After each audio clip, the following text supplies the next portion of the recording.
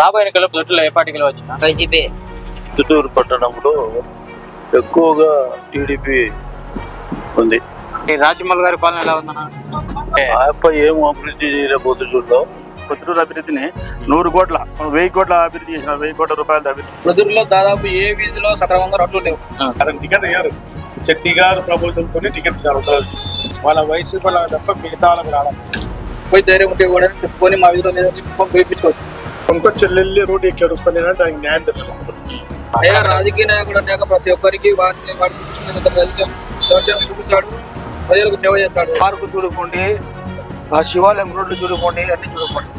ఏ party వచ్చినా మనం కష్టాలు తప్పడం, మనం కూలీ పని పోవాలా, సంపాదించుకోవాలా. లేదా అమ్మఒడి ఇంతకుముందు ఏ గవర్నమెంట్ అడిగలేదా? ఇదే గవర్నమెంట్ ఫస్ట్ టైం ఇచ్చిందా? జగన్మోహన్ రెడ్డి బొమ్మ చూస్తే ఓటేస్తారు. ఈయన సొంత పెట్టి స్కీమ్ ఏంటంటే డైరెక్ట్ మీ ఖాతాలో పడుతుంది, బట్టలు నొక్కి చెప్పండి. పార్టీలు తెలియదు మనం అది వస్తాడు. బాగలేదు. 3 సంవత్సరాలలోనే 1000 కోట్ల అభివృద్ధి చేసినాం. రోడ్లు వేసినాము, బ్రిడ్జి కట్టించినాం, 24,000 ఇల్లు పేదలకు ఇల్లు ఇచ్చినాం. ఈ గెలుపుకోవడం సాధించాలంటే సిటీ గారే శాసించేది.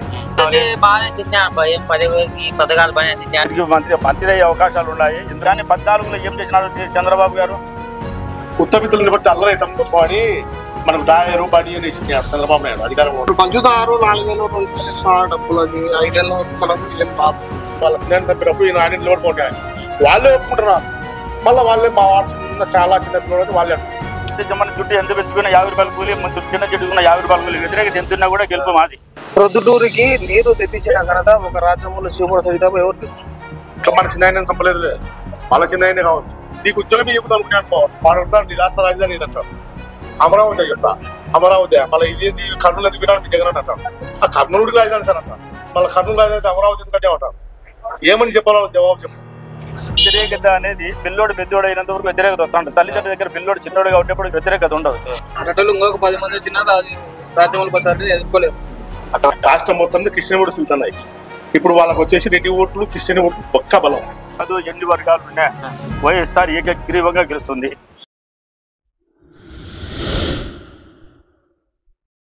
పొద్దుటూరులో ఏ పార్టీ గెలవచ్చు సార్? వైసీపీ వైఎస్ఆర్సీపీ పార్టీ గెలుస్తుంది. ఎందుకు సార్ వైఎస్ఆర్సీపీ ఇప్పుడు గత 5 ఏళ్ల నుంచి మా ప్రభుత్వం వచ్చిన తర్వాత 2 సంవత్సరాలు కరోనాలో కూడా ప్రజల దగ్గరికి పరిపాలన జరిపి జగన్ గారు ప్రజలకే అన్ని సౌకర్యాలు అంటే ఆరోగ్యము వైద్యము అన్ని చేసినారు. కాబట్టి జగన్ గారి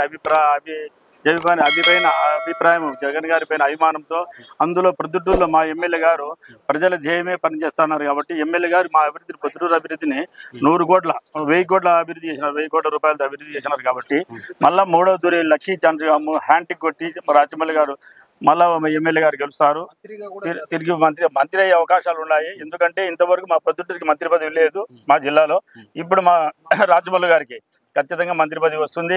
అందులో జగన్మోహన్ రెడ్డి గారు 2వ తూరు కూడా హ్యాండ్టిక్ కొట్టి 175 ఓటు సీట్లు సాధిస్తాము, ఖచ్చితంగా గెలుస్తాము. వ్యతిరేకత అనేది పిల్లోడు పెద్దోడు అయినంత వరకు వ్యతిరేకత వస్తుంటుంది. తల్లిదండ్రుల దగ్గర పిల్లోడు చిన్నోడుగా ఉండేప్పుడు వ్యతిరేకత ఉండదు. రోజు సంఖ్యలు రెక్కలు చేతి వ్యతిరేకత చెప్తాడు, సంపాదన తల్లికి అయినా పిల్లప్పుడు సంపాదన జరిగినైతే ఉండదు. కాబట్టి వ్యతిరేకత సహజం.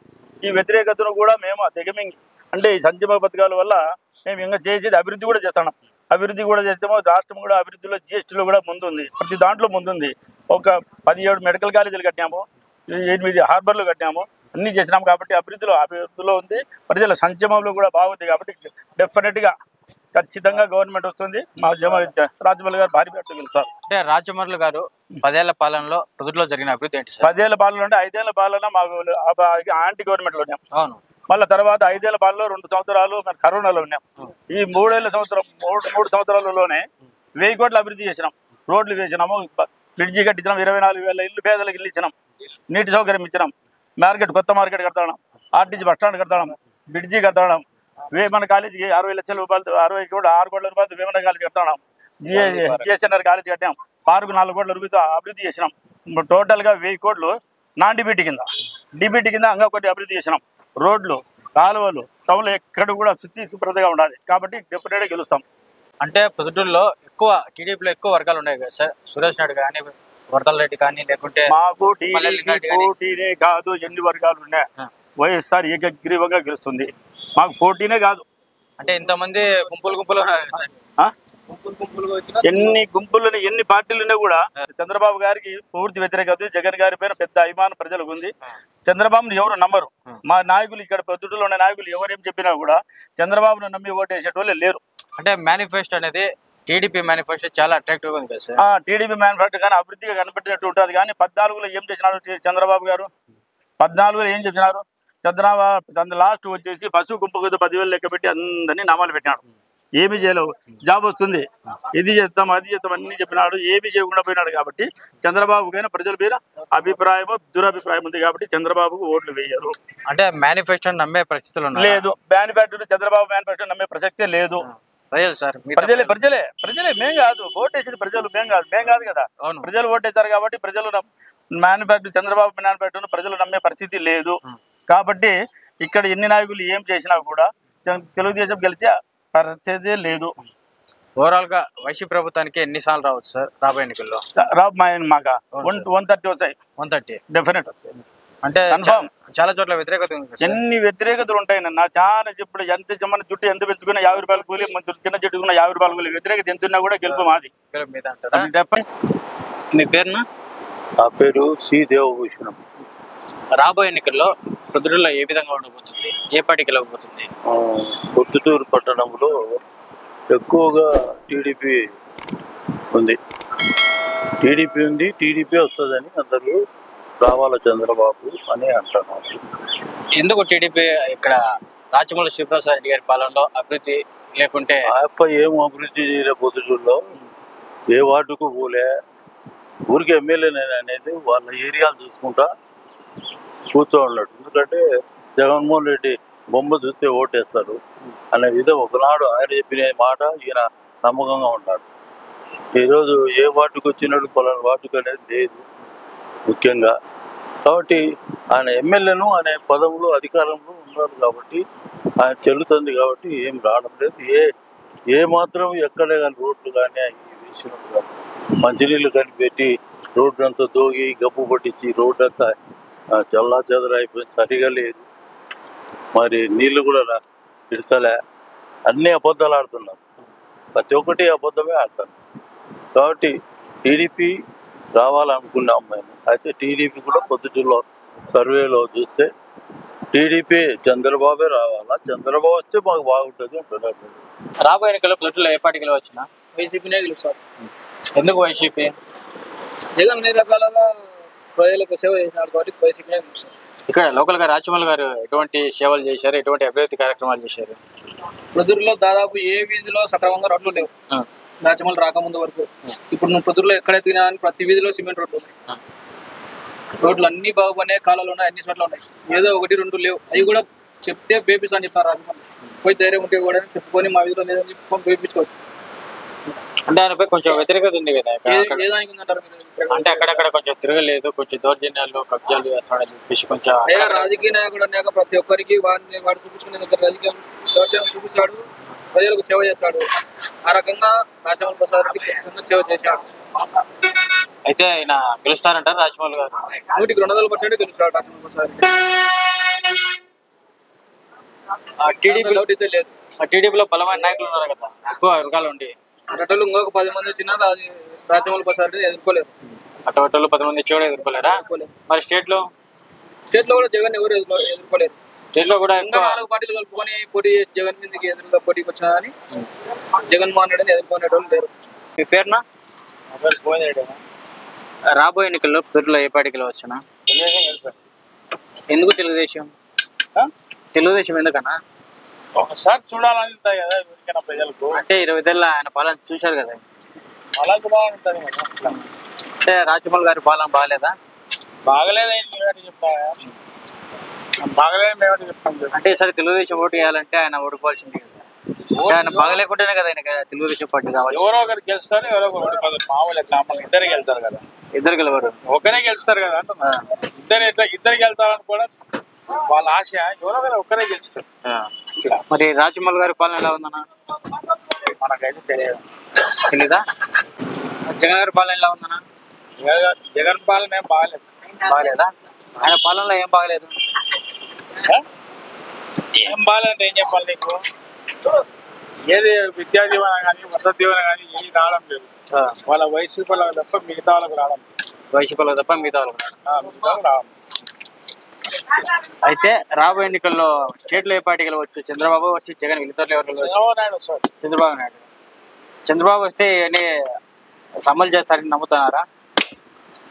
ఆయన మేనిఫెస్టో చంద్రబాబు జగన్ చెప్పింది నమ్మినాము, ఓటు వేసినాము.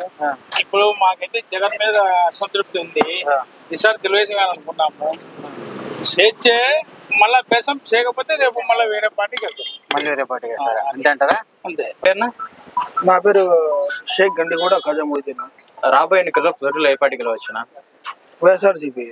వైఎస్ఆర్సీపీ ఎందుకన్నా? ఎందుకు వైఎస్ఆర్సీపీ? అందరికి మంచి చేసింది. ఎటువంటి అభివృద్ధి జరిగింది ఇక్కడ? ప్రతి పథకాలు అందరూ ఇంటికి ఆడిపోయి ఇస్తున్నారు. అంటే టీడీపీ ప్రభుత్వం ఏమన్నా ప్రభావం చూపవచ్చా ఇక్కడ? ఏం చూపదు. అంటే చాలా మంది గట్టి నాయకులు ఉన్నారు కదా, ఎంతమంది ఉన్నా ఏం తెలియదు. ఏ నాయకుడు ఇంటికాడి తీసుకుని పథకం ఇయ్యాడు. మా జగన్ కూడా చేసినాడు.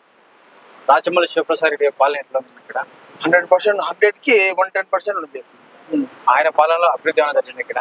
100% జరిగింది. ఆ పార్కు చూడుకోండి, ఆ శివాలయం రోడ్లు చూడుకోండి, అన్ని చూడుకోండి. ప్రొద్దుటూరుకి నీరు తెప్పించిన ఘనత ఒక రాజమౌళి శివప్రసాద్ తప్ప ఎవరు లేదు. ఎలా ఉండబోతున్నా రాబోయే ఎన్నికల్లో ఎంత మెజార్టీ రావచ్చు ఒకవేళ గెలిస్తే రాజమౌళి శివప్రసాద్ రెడ్డి గారికి? 25,000 ఓట్ల మెజార్టీతో మా ప్రసాద్ నాకు ఇస్తాడు. రాబోయే ఎన్నికల్లో పొద్దులో ఏ పార్టీ గెలవచ్చు? వైసీపీ. ఎందుకు వైసీపీ? అంతే. అదే రాజమౌళి గారి పాలనలో ఏం అభివృద్ధి జరిగింది? ఎందుకు వైసీపీ రావాలి? బాగానే చేసినాడు. భయం పదవికి పథకాలు బాగానే అందించాడు. జగన్మోహన్ రెడ్డి అన్ని చేసినాడు. అంతా చేస్తాను. అదే ఆయన పాలనలో పొద్దులో జరిగిన అభివృద్ధి ఏంది? ఇచ్చినాడు అందరికి, ఏదో వచ్చేసాడు. అంటే టీడీపీలో చాలా వర్గాలు ఉన్నాయి కదా, టీడీపీలో వరదలరెడ్డి గారు ఉన్నారు, ముఖ్య నేత సీనియర్ నేత ఉప్పు ప్రవీణ్ ఉన్నారు, సురేష్ నాయుడు ఉన్నారు, మళ్ళీ లింగారెడ్డి ఉన్నారు, ఇంకా చాలా మంది పెద్ద పెద్ద నేతలు ఉన్నారు కదా. ఇంతమంది ఎదుర్కొని ఫస్ట్ నాయకుడు ఎవరు టీడీపీలో? ఎవరు లేరు. అంతా ఊరికే వచ్చారు పోతారు తప్ప గానీ ఎవరన్నా కానీ నిలబడినారా? లాస్ట్ లో వరదాలంటే నిలబడినారు. సరే, అయితే ఇంతమంది ఎదుర్కొని రాజమౌళి గారు నిలబడతారా ఇక్కడ? నిలబడతారు. ఆయన కొడుకు రాఘవేంద్ర రెడ్డి కూడా నిలబడతారు. గెలుస్తారా ఆయన? గెలుస్తారా? గెలిచకోకుంటే ఎట్ట గెలిచకుండా పోతాడు. ఎంతమంది వచ్చినా కానీ ఆయన గెలుస్తాడు. ఎంతమంది వచ్చా కూడా ఆయన గెలుస్తారు. మీ పేరునా? అబ్దుల్ ఖాదర్. పొద్దులో ఏ పార్టీ గెలవచ్చునా? పార్టీలు కూడా తెలియదు. పార్టీలు కూడా తెలియదు. మనం అది వస్తాడు కదా, ప్రజలు చెప్పుకుంటారు చంద్రబాబు నాయుడు వస్తాడు, జగన్ ఇట్లా చేస్తాడు రాజకీయాలు. మాది ఇందేదే కానీ మనకు ఏ పార్టీ వస్తుందో తెలియదు. ఏ పార్టీ వచ్చినా మనం కష్టాలు తప్పడం. మనం కూలీ పని పోవాలా, సంపాదించుకోవాలా. ఇప్పుడు పంచుతారు 4,000 2,000 ఇస్తున్నారు డబ్బులు. అది 5,000 మనకు ఏం రాదు. ఏ పంచినా అని 5,000 4,000 అయిపోతాయి 5,000 వరకు. కానీ మద్యం గురించి నేను తాడుపోతుని అనుకోవచ్చు మీరు అట్లా చెప్తానని. నా గురించి ఒక్కరి గురించి కాదు. ప్రజల్లో బీద సాగా పొద్దు నుంచి కష్టపడి ఏదో తెచ్చుకొని వాడు డబ్బులు తెచ్చుకొని నిలబడి వయసు అక్కడ నిలబడి ఉంటే గంటల తర్వాత నీకు ఫోన్ పిలే కావాలా అంటే మాల్లో పోతే అట్లా అంట. నువ్వు డబ్బు రేటు పెంచుతున్నావు, 300 కాదు 400 పెట్టు. మన దగ్గర శక్తి ఉండకుండా లేకుండా ఇంత అరాచకాలం. అయితే రాబోయే ఎన్నికల్లో ఇక్కడ ఎవరు గెలవచ్చు? ఇక్కడ అది ఎవరు వస్తారో తెలియదు. సరే, స్టేట్ లో ఎవరు గెలవచ్చు? మనకు తెలియదు. సరే, ఏ పార్టీ గెలుస్తారో ప్రజలు అనుకుంటారు. ప్రజలు నానా రకాల మనకు తెలియదు. ఏ పార్టీ వస్తా తెలియదు.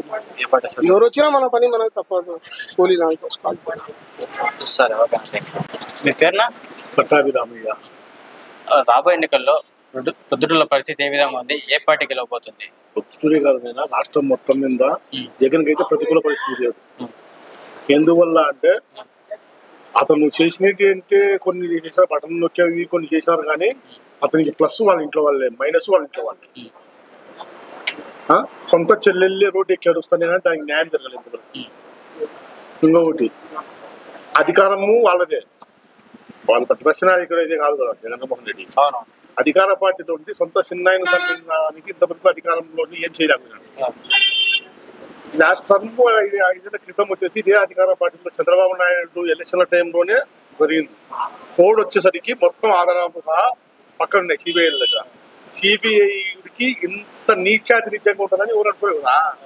పోలీస్ డిపార్ట్మెంట్కి మేము భయపడతాం, మాది ఫ్యాన్స్ పక్కన. లోకల్ పోలీసులకి మేము భయపడతాం. లోకల్లో పోలీసులు వస్తే తాగేటోడు ఉంటే మనం కొట్టాలని మేము భయపడతాం.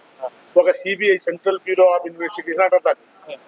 అంత పెద్ద సంస్థనే ఇంత లుక్షాప్గా దిగజారుతారని ఎవరు అనుకోరు కదా. ఒక అంత సాక్షి నిన్న జగన్మోహన్ రెడ్డి గారు అన్నారు నిన్నే, మా మా చిన్నాయన చంపింది అందరికి తెలుసు, రాష్ట్ర ప్రజలకు తెలుసు, దేవునికి తెలుసు అని ఆయన్నే ఒప్పుకున్నాడు. అతను కమలాపురం ఎమ్మెల్యే ఆయన రవీంద్రనాథ్ రెడ్డి ఆయన చెప్పినారు, మా చిన్నాయన వాళ్ళ చిన్నాయన చంపినప్పుడు ఈయన ఆయన నిలబడుకోండి అని. వాళ్ళే ఒప్పుకుంటున్నారు. మళ్ళీ వాళ్ళే మా వాడు చాలా చిన్న పిల్లడు అని వాళ్ళే అంటున్నారు. అంటే గడ్డన పెట్టేది వాళ్ళే కదా, గడ్డన ఇంకొకటి పెట్టలే. అంటే అవినాష్ రెడ్డి చంపాయని చెప్పేసి వాళ్ళు చెప్పుకోలేదు కదా. చంపేటప్పుడు అవినాష్ రెడ్డి పక్కన కూర్చున్నా అంటే ఏమని అర్థం? నేను కొట్టేటప్పుడు అతను నన్ను సమర్థించినా అంటే ఏమని అర్థం? నేను ఒక ఏటన్నా, నువ్వు నన్ను ఏమనలే, నీకెవరో నేను ఎవరు? ఆయన గమ్ములు ఉన్నాయంటే తప్పును ఖండించాలి కదా, ఖండించలే. తప్పును కప్పిపుచ్చే ప్రయత్నం చేసినాడంటే ఏమని అర్థం? అతను దాని పాత్రధారేనే కదా ఆయన, చిన్న ఆయనే కదా. అంటే రాజకీయ ప్రయోజనాల కోసం అది జరిగింది. మన ఇంట్లో మన చిన్న ఆయన చంపలేదు, వాళ్ళ చిన్న ఆయనే కావచ్చు. ఇట్లాంటి కొన్ని కారణాల వల్ల జగన్ కు మైనస్ అయింది. కాకపోతే నెక్స్ట్ వచ్చే జగనే ఉంది. ఇవి కప్పిపుచ్చే ప్రయత్నం జగన్ ఎంత చేస్తున్నా, సూదులతో కాదు బల్లాలతో కూర్చున్నట్టు వాళ్ళ చెల్లెళ్ళు మొత్తం వివరంగా చెప్తున్నారు, మాకు ఇట్లా చేశారు ఇట్లా చేశారు అని. కాబట్టి జగన్ పరిస్థితి, జగన్ చెప్పేది నిజమే కావచ్చు కానీ నమ్మే పరిస్థితి లేదు. సొంతం చెల్లెలే కదా అక్కడికి వచ్చారు. అంటే ప్రజలకు చేసే సంక్షేమ పథకాల గురించి, ఆయన చేసిన కార్యక్రమాల గురించి గెలిచే అవకాశం ఉందా లేదా? లేదమ్మా. సంక్షేమ పథకాలు అన్నారు కదా, మీకు తెలిసి మీ మాటల్లో ఒక సంక్షేమ పథకం చెప్పు. అమ్మఒడి కానీ, చేయూత కానీ, విద్యార్థి. అమ్మఒడి ఎన్నేళ్ళు వేశారన్న? ఇంతకుముందు లేదా అమ్మఒడి? ఇంతకుముందు ఏ గవర్నమెంట్ కానీ ఇవ్వలేదా? ఇదే గవర్నమెంట్ ఫస్ట్ టైం ఇచ్చిందా? ఇంతకుముందు గవర్నమెంట్ ఇస్తుంది కదా అమ్మఒడి. అంటే అమ్మఒడి అమ్మఒడి అంటే అప్పుడు అమ్మఒడి కాదు, 3 months అని ఇంకోటి ఇస్తుంది. దాన్ని అమ్మఒడిగా మార్చేసి అమ్మల ఇంతకుముందు స్టూడెంట్ ఖాతాలో పడుతుంది, అది దిగేసి అమ్మలకి ఇస్తున్నారు. ఇప్పుడు అమ్మకే ఇస్తాను డైరెక్ట్ గా. అంతేగాని ఇదైతే మామూలు ఫస్ట్ నుండి ఉండేది కదా, నేను సొంతంగా పెట్టింది కదా. సొంతం పెట్టేది ఏదైనా ఒక స్కీమ్ చెప్పేదో ఒక్కటి కూడా లేదు. ఏది ఉందంటే బటన్ నొక్కేది ఉంది, అది ఒక్కటి. నేను సొంతం పెట్టే స్కీమ్ ఏదంటే డైరెక్ట్ మీ ఖాతాలో పడుతుంది, బటన్ నొక్కేది ఒకటి ఉంది. అవి ఇంతకు ముందు స్కీమ్లలో పాటే వచ్చాయి అన్ని. వీళ్ళ నాన్న దేవుడునైనా, వీళ్ళ నాన్న చాలా దేవుడు, మహానుభావుడు. అట్టాటి ఆయనకి ఇట్టాటి ఆయన పుట్టినాడు. మనకి తెలుసు. నేను ఇంతకుముందు 8 ఓట్లు వేసాను, దొంగ ఓట్లు. నేను ఒక్కరిని టీవీ వాళ్ళకి కూడా చెప్పకూడదు, దేవుడితో సమానం పెరుగుతా. కానీ 8 ఓట్లు నేనే వేసినాను. ఇప్పుడు 10 మందికి నేనే వాడిని చూడని చెప్పుకుంటున్నా. ఎప్పుడు అంత వ్యతిరేకత ఎందుకు వచ్చింది జగన్ గారి పైన? అతను చేసే విధానమే కదా అబ్బా. ఇప్పుడు బట్టలు లేకుండా మనం గడ్డకు వచ్చినాం, గుడ్డలు కూడా ఇప్పుడు తీసి బయట తిప్పినారు మనం. కాంగ్రెస్ వాళ్ళు రాష్ట్రంలో కాదు కేంద్రంలో కాంగ్రెస్ వాళ్ళు గుడ్డలు కూడా తీసి ఉత్తరబిద్దలు నిలబెట్టింటే మనకు బాగా ఉత్తరబిద్దలు నిలబడితే అల్లరైతాం అని మనకు డాయరు బడి అని వేసింది చంద్రబాబు నాయుడు అధికారంలో ఉండగా. అంటే ఒక సచివాలయము, ఒక అసెంబ్లీ కట్టి ఇంత స్పీడ్ గా రాష్ట్రం డెవలప్ అవుతుంది. ఇది కారణం ఏందని పక్కనుండే బెంగాల్ కానీ, ఉత్తరప్రదేశ్ వాళ్ళు కానీ, మహారాష్ట్రలు కానీ మన రాష్ట్రానికి వచ్చినాయి. అది ఎక్కువ ఏమయ్యా మీ రాష్ట్రం అంటే విడిపోయిన రాష్ట్రము ఇబ్బంది పడకుండా ప్రత్యేక హోదా లేకుండా కానీ స్పీడ్ డెవలప్మెంట్ ఎట్లయితుంది అంటే దీనికి వాళ్ళు చెప్పిన పేరు ఇది అన్నపూర్ణ. సస్యశ్యామలంగా నీళ్ళు ఉన్నాయి, ఇక్కడ పంటలు బాగా పుష్కలంగా పడుతాయి కాబట్టి ఇది అన్నపూర్ణ, కాబట్టి వీళ్ళకు డబ్బులు బాగున్నాయి కానీ వనరులు ఇది డెవలప్ అవుతుందని చెప్పినారు. అంత స్పీడ్గా డెవలప్ అయ్యేది ఇప్పుడు అసలు ముందు సచివాలయం ఉందనే మనకు. మన రాష్ట్ర రాజధాని ఏదంటే ఏమని చెప్తున్నాం అయినా 3 రాజధానులు అంటున్నాం. ఇప్పుడు 3 రాజధానులే మనం కట్టాం. జగన్మోహన్ రెడ్డి కట్టలేదని కట్టినాడు 3 రాజధానులే. రేపు క్వశ్చన్లో ఆన్సర్ వస్తుంది, నీ రాష్ట్ర రాజధాని ఏదని. నువ్వు ఏది చెప్తావు? కర్నూలు అని చెప్తావా, అమరావతి అని చెప్తావా, లేకపోతే విశాఖపట్నం అని చెప్తావా, ఏదని చెప్తావు? మనకి క్వశ్చన్ వచ్చింది ఒకటి, చిన్న బిట్ వచ్చింది. అర్ధ మార్కు ఉండే కానీ ఓసీలకు ఉద్యోగాలు పోతున్నాయి. అర్ధ మార్కు తక్కువ వచ్చింది అనుకో, ఉద్యోగాలు పోతున్నాయి. ఎంత కష్టపడి చదివినకైనా ఒక్క మాట ఊరికే ఇప్పుడు లాజిక్ అడుగుతారు. ఇప్పుడు నీకు ఉద్యోగం చెబుతా అనుకునే అనుకో, వాడు అడుగుతాను నీ రాష్ట్ర రాజధాని ఏదంటారు, అమరావతి అని చెప్తా. అమరావతి మళ్ళీ ఇదేంటి కర్నూలు ఎందుకు పెట్టాను మీ జగన్ అని అంటారు. ఆ కర్నూలుకి రాజధాని సార్ అంటారు. మళ్ళీ కర్నూలు రాజధాని అమరావతి ఎందుకంటే అంటారు. ఏమని చెప్పాలో జవాబు చెప్పు. జవాబు చెప్పడానికి ఆన్సర్ ఉంది మన కాడ.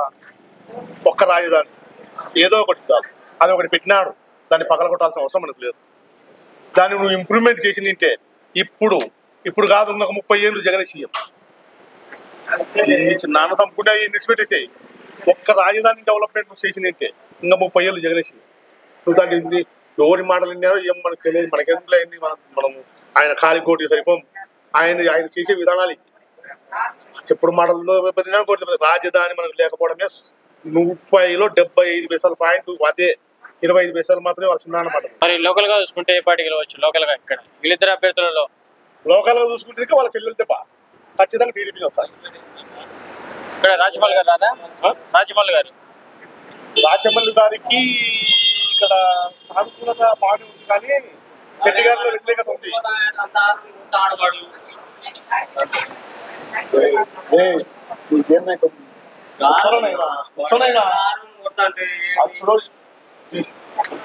రాజమౌళి గారికి స్థానికంగా మీకు చూపిస్తాను నేను. రాజమౌళి గారికి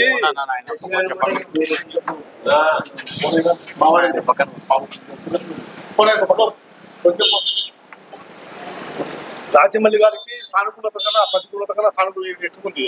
ఆపోజిషన్ శెట్టి గారి దగ్గర చాలా దెబ్బతింది. శెట్టి గారితో మాట పోయింది. ఇప్పుడు పక్క శెట్టి గారు ఇప్పుడు ఆయన ఫేస్ చేసేది వటారెడ్డితో కాదన్న, నాకు తెలిసి టౌన్ లో ఆయన శెట్టి గారితో ఫేస్ చేస్తుంది. శెట్టి గారి వ్యతిరేకత ఎక్కువ ఉందా? ఇప్పుడు పక్క శెట్టి గారి సవాలు, నేను వటారెడ్డి సవాలు కాదు, శెట్టి గారి సవాలు. శెట్టి గారితో నేను ఫేస్. ఎందుకో వారిద్దరి మధ్య అంత వ్యతిరేకత వచ్చింది శెట్టి గారికి వీరికి? ఈయన స్థానికంగా ఇప్పుడు నాకు బలం ఉంది కాబట్టి నేను బలహీన నుండి భయపెట్టాలని చూస్తాను, కానీ ఆ బలహీనుడికి ఎదురు తిరిగినాను అన్నమాట. అట్లా శెట్టి గారు ఒకటికి మళ్ళీ కేసు పడింది ఒకటి, ఏది అమ్మవార్షాల అప్పుడే దసరా అప్పుడు ఏదో జరిగి సుమారుగా పోయింది కదా బంగారు, దానికి కారణం ఈయనే అనేసి ఒక ప్రత్యేకంగా ఆరోపణలు ఉన్నాయి. ఈయనకు దానికి ఏదో సాయం చేయలేదు వీరికి. ఇప్పుడు వరదరారెడ్డికి టికెట్ రావడానికి శెట్టి గారే అనే అభిప్రాయమే ప్రజలలో ఎక్కువ తెలిసేది. అంటే 70% అంత తెలుసులేదు. మామూలుగా శెట్టి గారికి వరదరారెడ్డి టికెట్ రాదు. ఒక క్యాండిడేట్కి ఏరే క్యాండిడేట్కి ఎవరికైనా ఇవ్వాలని వరదరారెడ్డి గారు ఇంతకు నూతనము ప్రయత్నం చేశారు, రాలే. అంత నూతన ప్రయత్నం చేశారు, రాలే. అతను టికెట్ ఇయ్యారు. శెట్టి గారు ప్రభుత్వంతో టికెట్ ఇచ్చారు వరదరారెడ్డి. అయితే శెట్టి గారి ప్రభావం వల్ల ఈసారి వరదరారెడ్డి గెలవచ్చు అంటారు. ఇక్కడ ఈయన గుడికి ప్లస్ ఉన్నాయి. రాజమౌళి గుడికి వాళ్ళ కూడా పద్మశాలి దగ్గర అట్లా అనేసి ఆయనకు మంచి ఒపీనియన్ ఆమె మీద ఉన్నా లాస్ట్ ఇప్పుడు చెల్లెలు ఏటు వాళ్ళు ఓడి పడుకుని తిరుగుతున్నారు. ఇక్కడ ఇట్లాంటి ఏటు ఈయనకు పడతాయి. ఆయనతో పాటు ఈ జిల్లా వరకు పక్కనే ఈ జిల్లా వరకు అయితే వాళ్ళకు ఇదే కాదు. క్రిస్టియన్ ఓట్లు చెందుతున్నాయి. క్రిస్టియన్ ఓట్లు ఎవరికి వస్తున్నాయి? క్రిస్టియన్ ఓట్లు షర్మిలా పోతాయి. కొన్ని క్రిస్టియన్ ఓట్లు ప్లస్ అయింది దగ్గర. అంటే షర్మిలా ప్రభావం ఉంది ఇక్కడ పక్కాగా ఉంది. భారతి గారు ఆమె వచ్చేసి జోలి పట్టుకొని తిరుగుతున్నారు కదా. ఇంతకుముందు ఇద్దరు కలిసి అది ముక్కు బైబిల్ పట్టుకొని తిరుగుతున్నారు. బైబిల్ పట్టుకొని తిరుగుతున్న మొత్తం ఓట్లని ఆ ఓట్లని కువ్వబడి జగన్ అన్న ఇన్స్టిట్యూట్ వచ్చింది. క్రిస్టియన్ ఓట్లు పక్కాగా వెళ్తున్నాయి రాష్ట్రం మొత్తం మీద. ఇదే కాదు, రాష్ట్రం మొత్తం మీద క్రిస్టియన్ ఓట్లు వెళ్తున్నాయి. ఇప్పుడు వాళ్ళకి వచ్చేసి రెడ్డి ఓట్లు క్రిస్టియన్ ఓట్లు పక్క బలం. రెడ్డి ఓట్లు పట్టాయి పడవద్దు, కానీ క్రిస్టియన్ ఓట్లు అయితే పక్కాగా పడుతున్నాయి. ఐసీలున్నాయి. ఐసీలం వల్ల వీళ్ళకు ఎక్కువ ప్రతికూలత లేకుండా పోయింది. అయితే ఓవరాల్ గా ఏమంటారు ఇక్కడ పొద్దుటూరులో వచ్చేసి టఫ్ ఉందంట, చాలా టఫ్. ఎవరు గెలిచినా 2000 3000. ఈయన మంచితనం ఉంది. శెట్టి గారు అనుకుంటే సాధించేది ఏం లేదు. పొద్దుటూరులో ఏ గెలుపోవడం అనేది సాధించాలంటే శెట్టి గారే శాసించేది. వాళ్ళ ఆయన తిక్కున్నారు కాబట్టి చెప్పనీకిలే.